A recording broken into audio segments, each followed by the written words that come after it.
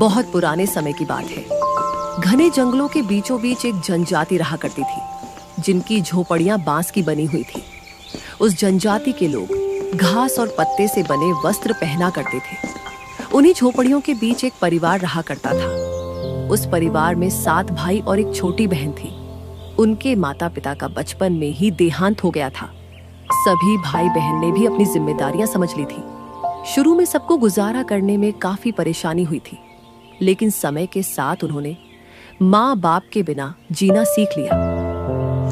यहाँ के लोग जंगली जानवरों, पक्षियों का शिकार करके अपना भोजन बनाते थे। 7 भाई और बहन बड़े प्यार से मिलजुल कर रहते थे। दिन निकलते ही 7 भाई शिकार के लिए जंगल निकल जाते और बहन सबके लिए खाना पकाती थी और घर के बाकी दूसरे काम करती थी। भाई जब जंगल से वापस आते तो साथ में जानवर, पक्षी आदि को मार कर लाते थे। बहन उनके मांस को पकाती और सब मिलकर भोजन करते। ऐसे ही एक दिन 7 भाई जंगल में शिकार करने के लिए गए थे। शाम होने वाली थी। बहन सबके लिए खाना बना रही थी। जब वह एक जानवर के मांस को काट रही थी, तभी चाकू की तेज धार से उसकी उंगली कट जाती है।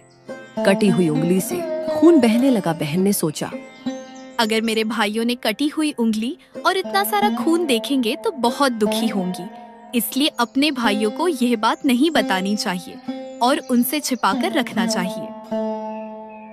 उसने जल्दी से उंगली में एक पत्ते का लेप बनाकर लगा लिया और ऊपर से एक पत्ता लपेट लिया।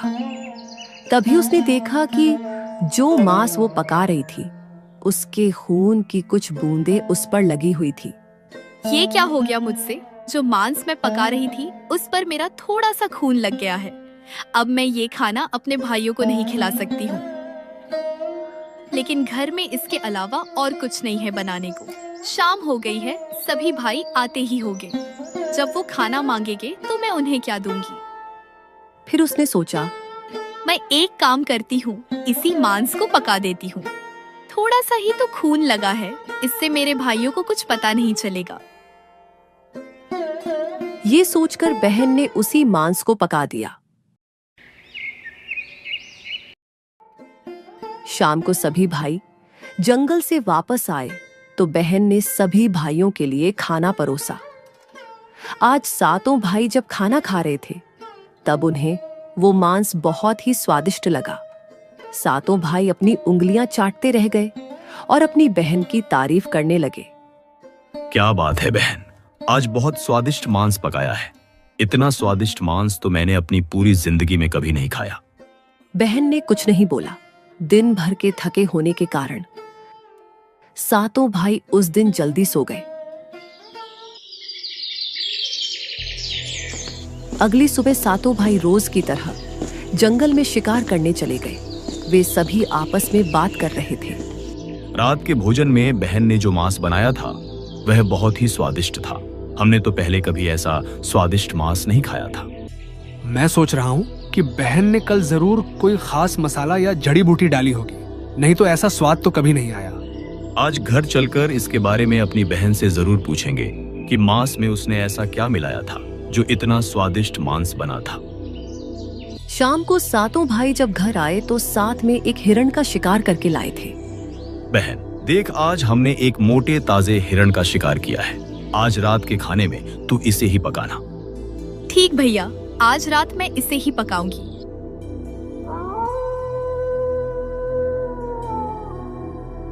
रात में 7 भाई बड़े उत्साह से स्वादिष्ट मांस खाने के लिए बैठे हुए थे। छोटी बहन चंदा रसोई से बड़े पतीले में मांस पकाकर लाई और सभी को परोस दिया।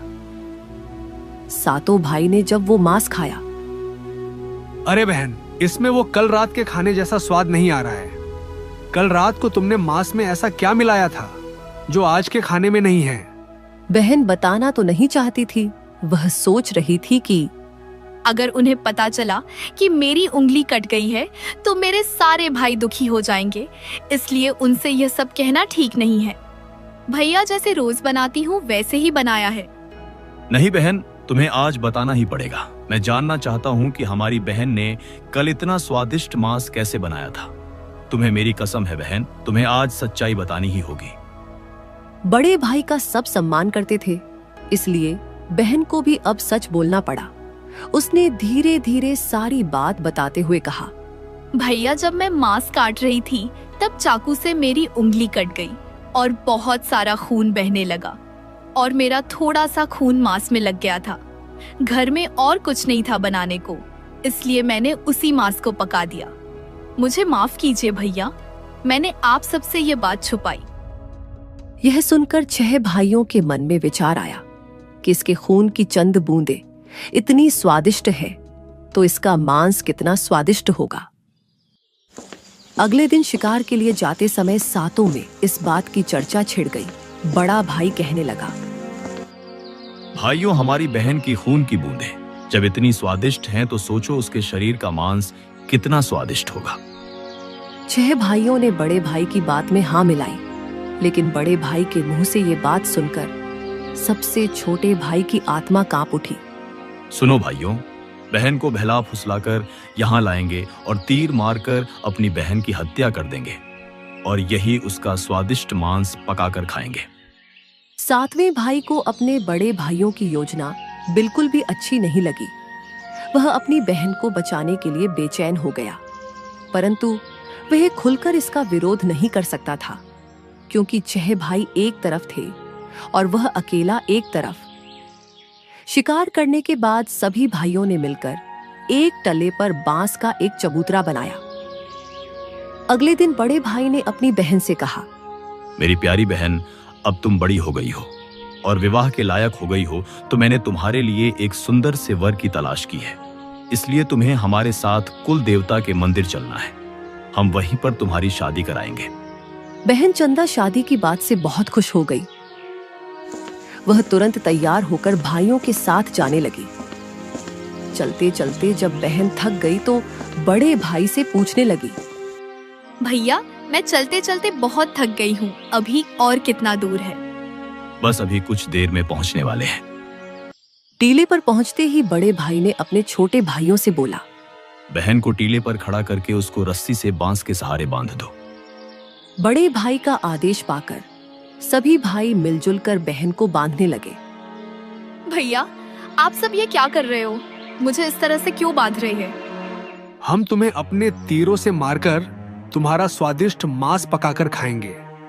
अपने सभी भाइयों को हत्यारे के रूप में देखकर बहन का हृदय हाहाकार करने लगा। वह समझ नहीं पा रही थी कि इतना प्यार करने वाले भाई आज मुझे मारने जा रहे हैं। वह ईश्वर को याद करते हुए बोली, भगवान अब तुम ही मेरा सहारा हो। मेरे सातों भाई मेरी हत्या करना चाहते हैं। क्या इनमें से एक भी ऐसा नहीं जिसके दिल में मेरे लिए दया और प्रेम हो? अपनी बहन की दर्द भरी बातें सुनकर 7वां भाई द्रवित हो उठा। बहन की पुकार पर वह तड़प कर रह गया, परंतु उसे 6 बड़े भाइयों को रोकने का साहस नहीं हुआ। बहन को निर्ममता से बांधने के बाद बड़े भाई ने सबको बारी बारी से उस पर तीर से प्रहार करने का आदेश दिया। बड़ा भाई सबसे पहले हाथों में धनुष लेकर जब अपनी बहन पर प्रहार करने को हुआ, तब बहन भाई के सामने हाथ जोड़कर कहने लगी, मारो मारो भैया, छाती में लक्ष्य करके, भैया छाती में लक्ष्य करके तुम्हारा तीर तुम्हारा धनुष जंगल को जाएगा। मारो भैया छाती में लक्ष्य करके। बड़े भाई ने कठोरता दिखाते हुए तीर चलाया, पर उसका निशाना चूक गया और वह तीर दूर जा गिरा। उसके बाद अब दूसरा भाई तीर मारने को तैयार हुआ। बहन ने उसके आगे भी हाथ जोड़कर वही बात बोली। उसका भी निशाना चूक गया। इसी तरह एक एक करके सभी भाइयों ने बारी बारी से बहन की छाती में लक्ष्य करके तीर मारने की कोशिश की, परंतु बहन हर बार यही गीत दोहरा रही थी। 6 भाई तीर मारने में असफल रहे। अब 7वें भाई की बारी थी। सभी भाइयों ने उससे बोला कि अगर तुम्हारा निशाना चूक गया तो हम इसके साथ साथ तुम्हें भी मार देंगे, इसलिए पूरा निशाना के साथ मारना। बहन ने छोटे भाई की जान के बदले में अपनी जान न्यौछावर करने और अपने छोटे भाई को बचाने का निश्चय किया। मारो भैया छाती में लक्ष्य करके, तुम्हारा तीर मेरी छाती के पार जाएगा। मारो भैया। छोटे भाई ने रोते रोते तीर चलाया और उसका तीर बहन के छाती में जा लगा। वह दर्द से तड़प उठी। कुछ देर छटपटाने के बाद उसके प्राण निकल गए। सबसे छोटा भाई बहुत ही दुखी था। वह अपने अंदर घुटकर रह गया। 6 भाई ने मिलकर अपनी बहन के शरीर को नीचे उतारा और बहन के शरीर को टुकड़ों में काट डाला। बड़े भाई ने सबसे छोटे भाई से कहा, तुम जल्दी से जंगल से पानी और लकड़ियां लेकर आओ। छोटा भाई पानी और लकड़ियां लाने के साथ साथ कुछ मछली और केकड़े भी ले आया था। वह अंदर अंदर बहुत दुखी था। उसके बड़े भाई बहन का मांस बड़े शौक से पका रहे थे। वह अपनी प्यारी बहन का मांस नहीं खा पाएगा और अगर नहीं खाएगा तो अन्य भाई उसे जान से मार देंगे। उसने मांस बनाते समय चुपके से अपने साथ लाई मछलियां और केकड़े कड़ाही में डाल दिए और अपना खाने का जुगाड़ कर लिया। मांस पककर तैयार हो गया। छोटे भाई ने पहले ही अपने बैठने के स्थान पर एक छोटा सा गड्ढा खोद लिया था। जब सभी लोग खाना खा रहे थे तब सबसे छोटे भाई ने अपनी बहन की मांस को चुपके से उस गड्ढे में डाल दिया और मछली केकड़े खाने लगा। जब सभी ने बहन के शरीर का मांस खाकर अपना पेट भर ली तो बड़े भाई ने सबसे छोटे भाई को कहा कि सारा जूठन साफ कर दे और जो बची खुची हड्डियां और शरीर के अन्य भाग हैं उन्हें इकट्ठा करके जमीन में गाड़ के ऊपर से मिट्टी ढक दे। बहन की हड्डियां को गाड़ने के बाद सातों भाई अपनी झोपड़ी में आ गए। तभी जनजाति समुदाय का सरदार वहां पर आ पहुंचा। मैं तुम सब की ही प्रतीक्षा कर रहा था। मुझे तुम सब से तुम्हारी बहन के विषय में कुछ आवश्यक बात करनी है। दरअसल बात यह है कि मेरे बेटे को तुम्हारी बहन चंदा बहुत पसंद है और उससे विवाह करना चाहता है। इसीलिए मैं आज तुम सब भाइयों से चंदा के विवाह का प्रस्ताव लेकर आया हूं। लेकिन चंदा तुम सबके साथ नहीं है, वो भी तो तुम्हारे साथ गई थी। सरदार की बात सुनकर 6 भाइयों के चेहरे पर डर छलकने लगा। लेकिन 7वें भाई की आंख से आंसू गिरने लगते हैं। तभी बड़ा भाई रोते हुए सरदार से बोला, सरदार, हमारी बहन चंदा अब इस दुनिया में नहीं रही। जब हम सब कुल देवता के मंदिर जा रहे थे तभी रास्ते में 2 खूंखार शेरों ने हम पर हमला कर दिया। हम सब तो किसी तरह बच गए, लेकिन मेरी प्यारी बहन को मारकर उसे उठाकर जंगल की गहराई में चले गए और हम सब कुछ नहीं कर पाए। ये सुनकर सरदार आश्चर्यचकित रह गया और बड़े दुख के साथ सभी भाइयों से बोला, ये तो बहुत बड़ी अनहोनी हो गई। चंदा जैसी प्यारी बच्ची अब हमारे बीच में नहीं रही। तुम सब अपनी बहन से बहुत प्यार करते थे। उसके जाने का दुख मैं समझ सकता हूं, लेकिन तुम सब अपने आप को अकेला मत समझना। तुम्हारी बहन तुम सब की यादों में हमेशा जिंदा रहेगी। इतना कहकर सरदार वहां से चला गया। दिन बीतते गए। कुछ महीनों के बाद जहां पर मिट्टी में बहन के मांस और हड्डियों के टुकड़े दबे थे, उस स्थान पर एक बहुत सुंदर चंपा के फूलों का एक पौधा उग आया। एक दिन जनजाति समुदाय का सरदार अपनी झोपड़ी के बाहर बैठा हुआ था। तभी उनके समूह का एक व्यक्ति भागता हुआ सरदार के पास आया। अरे अरे, क्या हुआ? इतना डरे हुए क्यों लग रहे हो?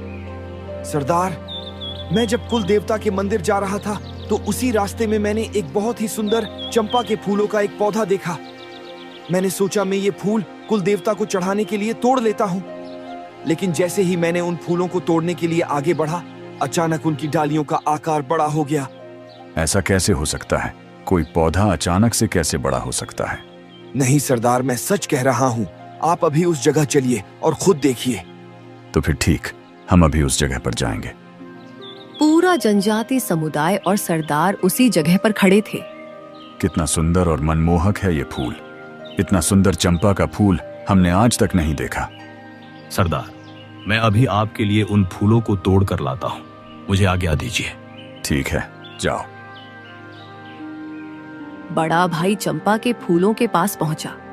चंपा के फूल सामान्य ऊंचाई पर लगे थे, इसलिए उन्हें आसानी से तोड़ा जा सकता था।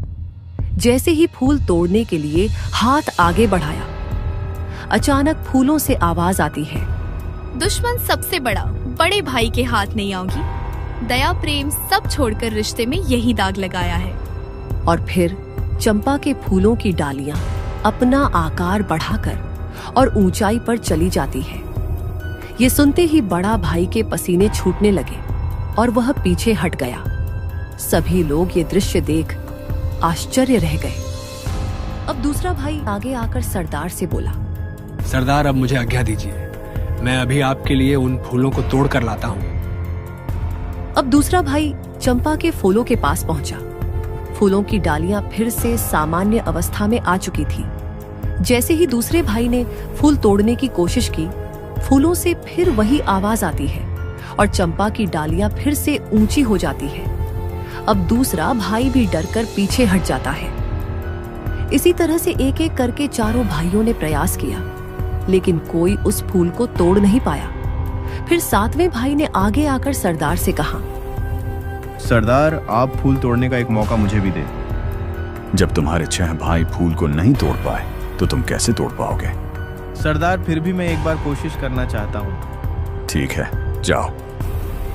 सातवां भाई जैसे ही फूलों के पास पहुंचा, तभी फूलों से आवाज आई, झुक जाए चंपा की डालियां मेरे सबसे छोटे भाई की ओर, मन की बात मन में छुपाकर युग युग तक प्रेम निभाया है। और तभी चंपा की डालियां सबसे छोटे भाई की ओर झुक जाती है और उस पर फूलों की वर्षा करने लगती है। सभी लोग यह नजारा देख हैरान थे। छोटे भाई की आंख से लगातार आंसू गिर रहे थे। मुझे ऐसा क्यों लग रहा है जैसे मेरी बहन चंदा मेरे आसपास है? बताओ तुम कौन हो? तुमने मेरे 6 बड़े भाइयों को अपने फूल छूने तक नहीं दिया और मुझ पर फूलों की वर्षा कर रही हो। बताओ मुझे तुम कौन हो? भैया मैं तुम्हारी छोटी बहन चंदा हूँ। मैं जानती हूँ जब मेरे 6 बड़े भाई मेरा मांस खा रहे थे तब तुमने मुझे नहीं खाया और मेरे मांस को मिट्टी में दबा दिया था। मेरी आत्मा को शांति नहीं मिली और प्रकृति ने मुझे चंपा का पौधा बनाकर एक नया जन्म दिया है। भैया यदि तुम आज भी चुप रहे तो तुम्हारी छोटी बहन को कभी मुक्ति नहीं मिलेगी। छोटे भाई की आंख से आंसू बह रहे थे। उसने सोच लिया कि वह अपने बड़े भाइयों का सच सबको बताएगा। वह सरदार के पास गया और अपनी बहन की हत्या के बारे में सब कुछ बता दिया। क्या तुम सच कह रहे हो? क्या तुम्हारे भाइयों ने अपनी ही बहन की हत्या कर दी थी? हाँ सरदार, यही सच है। मेरे अपने भाई मेरी बहन को मारकर उसका मांस पकाकर खा गए। मैंने उसका हिस्सा नहीं खाया, मैंने उसकी देह को मिट्टी में दबा दिया।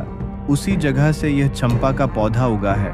मेरी बहन की आत्मा आज भी इसी में बसी है। जिसने अपनी ही बहन की हत्या की हो वह किसी भी रिश्ते के लायक नहीं। ऐसे पापियों को जीवित रहने का कोई अधिकार नहीं। जिसके बाद कबीले के सरदार ने 6 भाइयों को बिना खाना पानी के कारागार में बंद कर दिया और चंपा के पौधे से बहन की आत्मा मुक्त हो गई। अब वह सिर्फ साधारण चंपा का पौधा बन चुका था। लेकिन दिन के बाद से छोटा भाई रोज चंपा के पौधे के पास जाता और अपनी छोटी बहन को याद करता।